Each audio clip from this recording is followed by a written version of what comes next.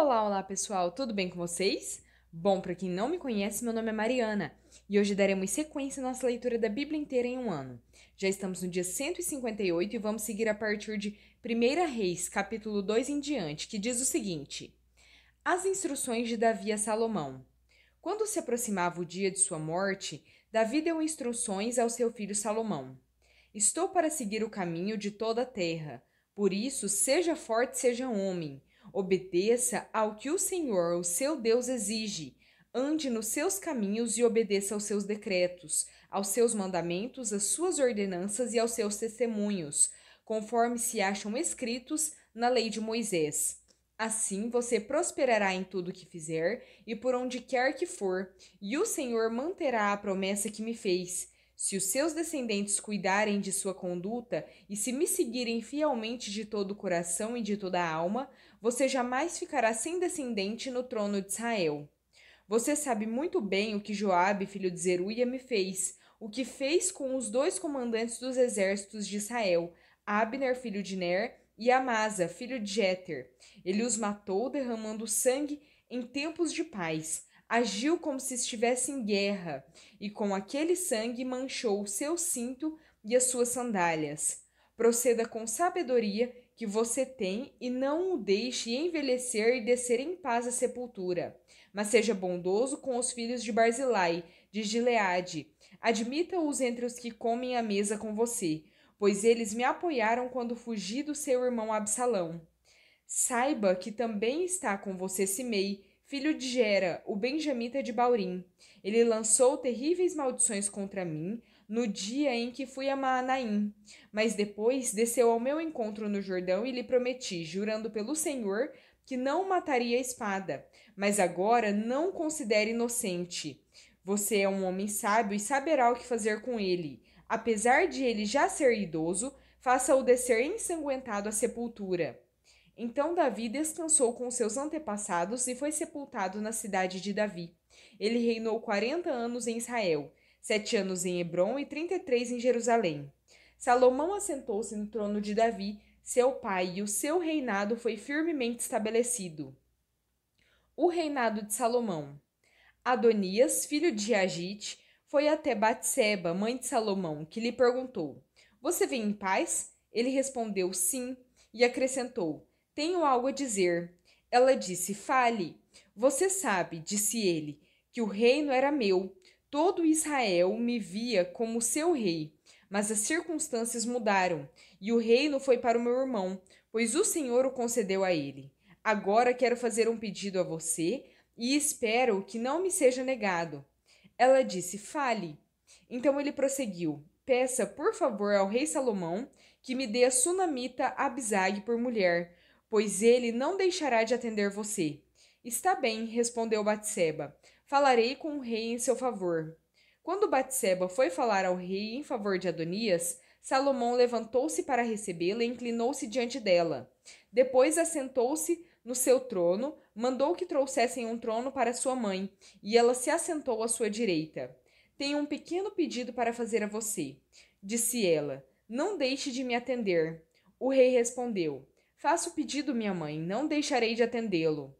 Então ela disse: Dê a sunamita Abisag por mulher a seu irmão Adonias.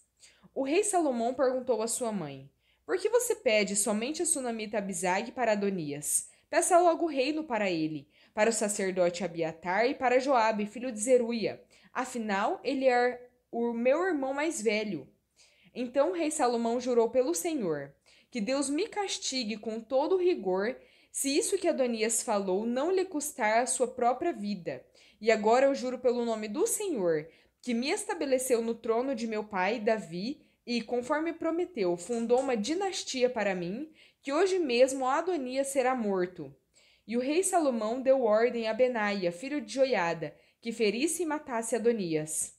Ao sacerdote Abiatar o rei ordenou: Vá para Anatote, para suas terras, você merece morrer, mas hoje eu não matarei, pois você carregou a arca do soberano, o Senhor, diante de Davi, meu pai, e partilhou de todas as aflições dele. Então Salomão expulsou Abiatar do sacerdócio do Senhor, cumprindo a palavra que o Senhor tinha dito em Siló a respeito da família de Eli. Quando a notícia chegou a Joabe que havia conspirado com Adonias, ainda que não com Absalão, ele fugiu para a tenda do Senhor e agarrou-se às pontas do altar. Foi dito ao rei Salomão que Joabe havia se refugiado na tenda do Senhor e estava ao lado do altar. Então Salomão ordenou a Benaia, filho de Joiada: vá matá-lo. Então Benaia entrou na tenda do Senhor e disse a Joabe: o rei ordena que saia. Não, respondeu ele, vou morrer aqui. Benaia relatou ao rei a resposta de Joabe. Então o rei ordenou a Benaia: faça o que ele diz, mate-o e sepulte-o, e assim você retirará de mim e da minha família a culpa do sangue inocente que Joabe derramou. O Senhor fará recair sobre a cabeça dele o sangue que derramou. Ele atacou 2 homens mais justos e melhores do que ele, sem o conhecimento de meu pai, Davi, e os matou à espada. Os 2 homens eram Abner, filho de Ner, comandante do exército de Israel, e Amasa, filho de Jéter, comandante do exército de Judá. Que o sangue deles recaia sobre a cabeça de Joabe e sobre a dos seus descendentes para sempre, mas que a paz do Senhor esteja para sempre sobre Davi, sobre os seus descendentes, sobre a sua dinastia e sobre o seu trono. Então Benaia, filho de Joiada, atacou Joabe e o matou, e ele foi sepultado em sua casa no campo. No lugar dele, o rei nomeou Benaia, filho de Joiada, para o comando do exército, e o sacerdote Zadok no lugar de Abiatar. Depois o rei mandou chamar Simei e lhe ordenou: construa para você uma casa em Jerusalém. Você morará nela e não poderá ir para nenhum outro lugar. Esteja certo de que no dia em que sair e atravessar o vale de Cedron, você será morto, e você será responsável por sua própria morte. Simei respondeu ao rei: a ordem do rei é boa, o teu servo te obedecerá. E Simei permaneceu em Jerusalém por muito tempo. Mas 3 anos depois, 2 escravos de Simei fugiram para a casa de Ax, filho de Maaca, rei de Gate. Alguém contou a Simei: seus escravos estão em Gate. Então Simei selou um jumento e foi até Ax, em Gate, procurar os seus escravos. E de lá Simei trouxe os escravos de volta. Quando Salomão soube que Simei tinha ido a Gate e voltado a Jerusalém, mandou chamá-lo e lhe perguntou: eu não fiz jurar pelo Senhor e o adverti: no dia em que você for para qualquer outro lugar, esteja certo de que você morrerá? E você me respondeu: esta ordem é boa, obedecerei? Por que não manteve o juramento ao Senhor e não obedeceu a ordem que dei a você? E acrescentou: no seu coração você sabe quanto você prejudicou o meu pai, Davi. Agora o Senhor faz recair sua maldade sobre a sua cabeça. Mas o rei Salomão será abençoado, e o trono de Davi será estabelecido perante o Senhor para sempre. Então o rei deu ordem a Benaia, filho de Joiada, que atacasse Simei e o matasse. Assim, o reino ficou bem estabelecido nas mãos de Salomão. 1 Reis, capítulo 3. Salomão aliou-se ao faraó, rei do Egito, casando-se com a filha dele. Ele a trouxe à cidade de Davi até terminar a construção do seu palácio e do templo do Senhor e do muro em torno de Jerusalém. O povo, porém, sacrificava nos lugares sagrados, pois ainda não tinha sido construído um templo em honra ao nome do Senhor. Atos 5. Ananias e Safira. Um homem chamado Ananias, com Safira, sua mulher, também vendeu uma propriedade. Ele reteve parte do dinheiro para si, sabendo disso também sua mulher, e o restante levou e colocou aos pés dos apóstolos. Então perguntou Pedro: Ananias, como você permitiu que Satanás enchesse o seu coração, a ponto de você mentir ao Espírito Santo e guardar para você uma parte do dinheiro que recebeu pela propriedade? Ela não pertencia a você? E depois de vendida, o dinheiro não estava em seu poder? O que o levou a pensar em fazer tal coisa? Você não mentiu aos homens, mas sim a Deus. Ouvindo isso, Ananias caiu morto. Grande temor apoderou-se de todos os que ouviram o que tinha acontecido.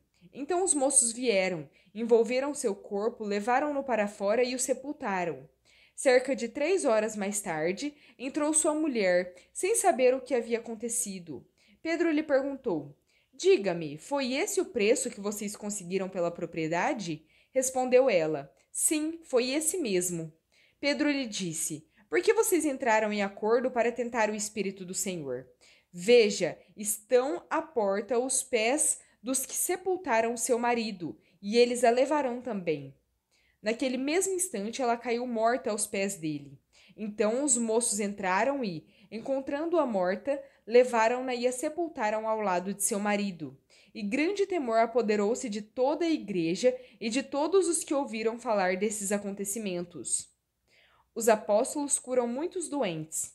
Os apóstolos realizavam muitos sinais e maravilhas no meio do povo. Todos os que creram costumavam reunir-se no pórtico de Salomão. Dos demais, ninguém ousava juntar-se a eles, embora o povo estivesse em alto conceito. Em número cada vez maior, homens e mulheres criam no Senhor e lhes eram acrescentados, de modo que o povo também levava os doentes às ruas e os colocava em camas e macas, para que pelo menos a sombra de Pedro se projetasse sobre alguns, enquanto ele passava. Afluíam também multidões das cidades próximas a Jerusalém, trazendo seus doentes e os que eram atormentados por espíritos imundos, e todos eram curados. Os apóstolos são perseguidos.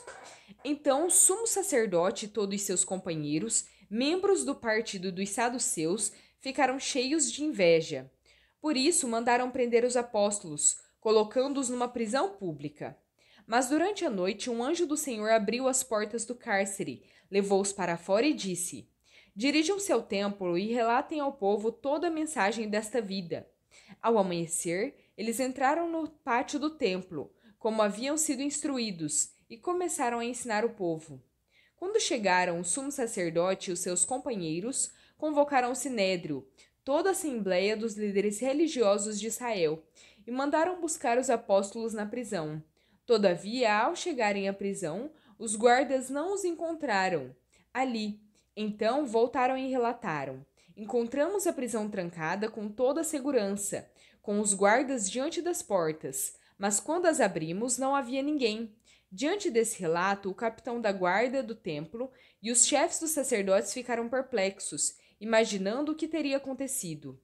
Nesse momento, chegou alguém e disse: Os homens que os senhores puseram na prisão estão no pátio do templo, ensinando o povo. Então, indo para lá com os guardas, o capitão trouxe os apóstolos, mas sem o uso de força, pois temiam que o povo os apedrejasse. Tendo levado os apóstolos, apresentaram-nos ao sinédrio para serem interrogados pelo sumo sacerdote, que lhes disse: Demos ordens expressas a vocês para que não ensinassem neste nome. Todavia, vocês encheram Jerusalém com sua doutrina e nos querem tornar culpados do sangue desse homem. Pedro e os seus apóstolos responderam: É preciso obedecer antes a Deus do que aos homens.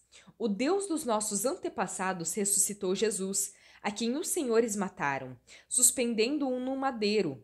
Deus o exaltou, elevando-o à sua direita como príncipe salvador, para dar a Israel arrependimento e perdão de pecados. Nós somos testemunhas destas coisas, bem como o Espírito Santo, que Deus concedeu aos que lhe obedecem. Ouvindo isso, eles ficaram furiosos e queriam matá-los. Mas um fariseu chamado Gamaliel, mestre da lei e respeitado por todo o povo, levantou-se no sinédrio e pediu que os homens fossem retirados por um momento. Então lhes disse: Israelitas, considerem cuidadosamente o que pretendem fazer a esses homens. Há algum tempo apareceu Teudas, reivindicando ser alguém, e cerca de 400 homens se juntaram a ele. Ele foi morto, todos os seus seguidores se dispersaram e acabaram em nada. Depois dele, nos dias do recenseamento, apareceu Judas, o galileu, que liderou um grupo em rebelião. Ele também foi morto, e todos os seus seguidores foram dispersos. Portanto, neste caso eu os aconselho: deixem esses homens em paz e soltem-nos. Se o propósito ou a atividade deles for de origem humana, fracassará. Se proceder de Deus, vocês não serão capazes de impedi-los, pois se acharão lutando contra Deus. Eles foram convencidos pelo discurso de Gamaliel. Chamaram os apóstolos e mandaram açoitá-los. Depois, ordenaram-lhes que não falassem no nome de Jesus e os deixaram sair em liberdade. Os apóstolos saíram do sinédrio, alegres por terem sido considerados dignos de serem humilhados por causa do nome. Todos os dias, no templo e de casa em casa, não deixavam de ensinar e proclamar que Jesus é o Cristo. Salmo 125. Os que confiam no Senhor são como o monte de Sião, que não se pode abalar, mas permanece para sempre.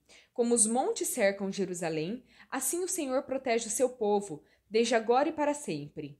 O cetro dos ímpios não prevalecerá sobre a terra dada aos justos. Se assim fosse, até os justos praticariam a injustiça. Senhor, trata com bondade os que fazem o bem, os que têm coração íntegro. Mas, aos que se desviam por caminhos tortuosos, o Senhor infligirá o castigo dado aos malfeitores. Haja paz em Israel. Provérbios 16, versículo 25. Há caminho que parece reto ao homem, mas no final conduz à morte. Bom, pessoal, terminamos por aqui a nossa leitura, espero que tenham gostado.